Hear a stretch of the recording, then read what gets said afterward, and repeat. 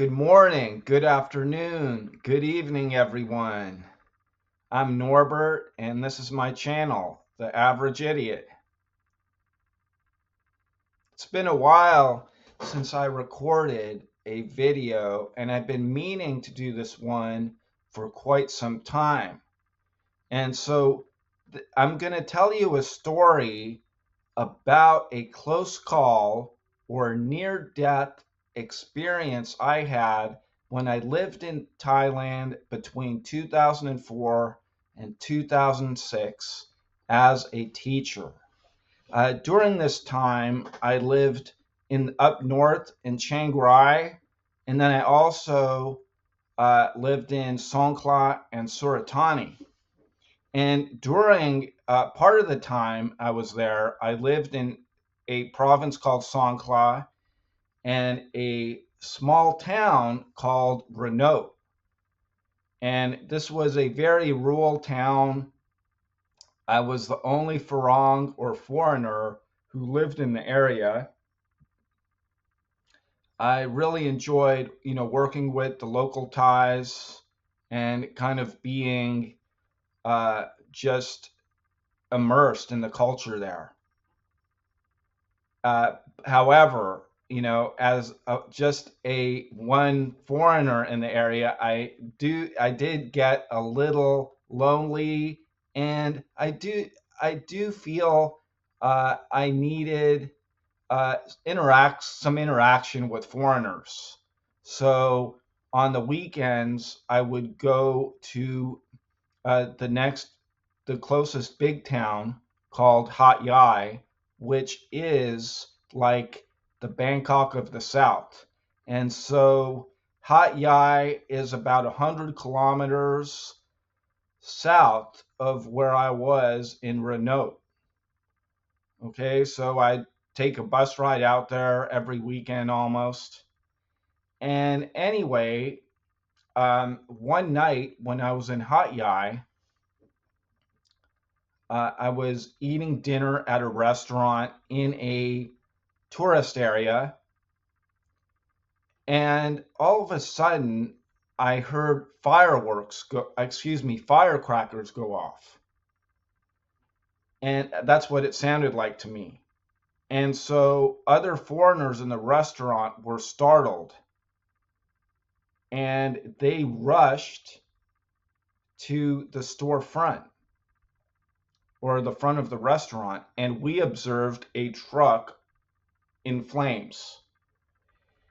And for some reason, I instinctively put my arm up like this, and there was another explosion. And this time I got caught with some shrapnel in my forearm.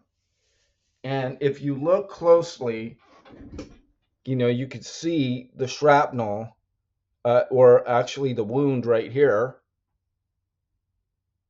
Okay. And at that moment, I was in shock, and I was in what they call fight or flight mode mentally. And I wasn't even aware I got some shrapnel and I was bleeding until a foreigner told me, and they said, you got hit, you're bleeding. And I'm like, what? And so he gave me a shirt to wrap around my wound to minimize bleeding. And I was kind of frozen in that moment because there was a gas tank near me. Okay. And I thought maybe they rigged that thing and I would just go up and smoke. Right. Or, uh, and actually, the streets were complete chaos. And, there were people that were wounded.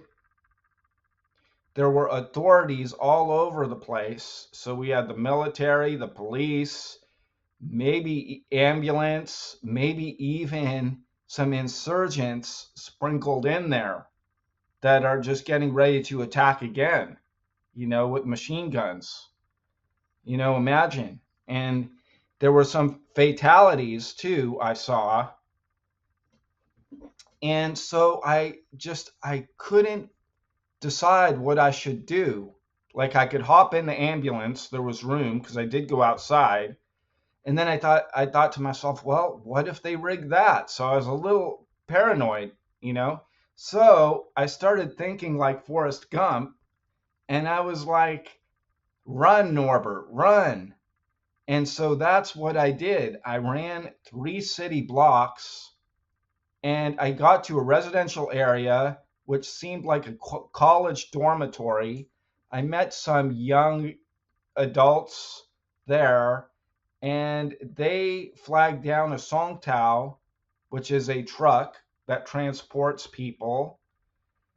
And there were some of the injured were in there, and we went to the hospital. So when I got to the hospital, the staffers took one look at my wound, threw me on a gurney, and I went into surgery immediately. And while the surgeon was removing the shrapnel, which was about the size of a quarter, I got this idea of asking the surgeon if I could keep the shrapnel as a souvenir. Okay, I would probably like make a necklace of this piece of shrapnel, and it would be kind of like a lucky charm, like for real, like I just survived a near death experience, in my opinion, and maybe this would, serve me the rest of my life. Okay, and would bring me some luck throughout the remainder of my life. Anyway, the surgeon shot that down real quick, and he said, we need this as evidence. Okay. So after the surgery, it was very brief. He just kind of pulled out the shrapnel. I met the governor of Songkhla and the mayor of Hat Yai, and they were thankful that I was okay. They told me not to worry about the hospital bill, of course. And they explained that Hat Yai historically does get attacked, once in a while. And one of those whiles was when I was there. Lucky for me. The hospital decided to keep me overnight for observation, and that's what I did. And then the next morning, I decided to take a bus to Bangkok, which is about a full day of driving. And the crazy thing is, when I got to Bangkok, I got into a cab. And the cab driver, as we drove off, he told me the king is good, the king is good. And I'm like, what do you mean the king is good? Well, the king prevented a coup the previous night, and as I got out of the cab, the military was in full force, but they weren't violent. In fact, they were very peaceful, and there were kids that were posing with their machine guns and standing on their tanks. It was surreal. I couldn't believe it. And Bangkok was under curfew, under lockdown, jumping up on 10-year-olds, and jumping up on. I didn't know what to do at the time.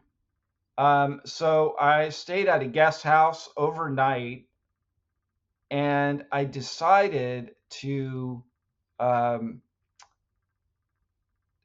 to an island the next day. But I was just blown away by how I just survived a life-threatening incident, the bombing in the South, and then when I get to Bangkok, there, there was could have been a coup, and I'm thinking to myself, is Thailand going to just self-destruct and just drop off the face of the earth? I was just kind of in a state of shock. And anyway, I get to I really needed to go to this island in Koh Chang um, for some much needed R&R recovery, being thankful I'm still alive and I have all my limbs. So the next day, I decided to. Uh, Actually, I stayed in Koh Chang for a few days, and then I decided um, to go back home. I'm from the San Francisco Bay Area. Um, I thought it was time to go home. And so the outcome of this incident, according to the paper's reports, what were that there were 80 people injured and 5 people died. And what happened, okay, was an insurgent group attacked restaurants, bars, even shopping malls within a block, probably like 6 or 7 of these businesses, um, by planting bombs in these businesses and detonating them via mobile devices. Okay, it's pretty scary. And I believe they did take responsibility at some point. After this, like when I made it to Bangkok, the State Department, they wanted to interview me, and they just took note of my experience. And in the years that followed, the State Department would send me letters, with updates, because at the time, like, no one took responsibility, and they're still trying to figure it out. There is some nepotism there, and Thailand is very tight knit. And actually, later on, I learned that some of the government officials were involved with the insurgents. So they were helping them coordinate. That's, according to what I read.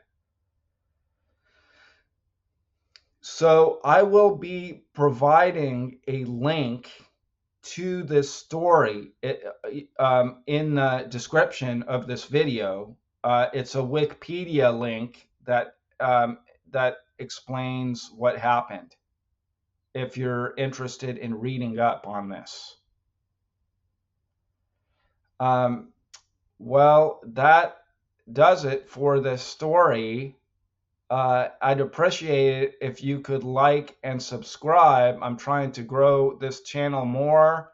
I'd like to post videos more frequently. I would appreciate your comments and suggestions too.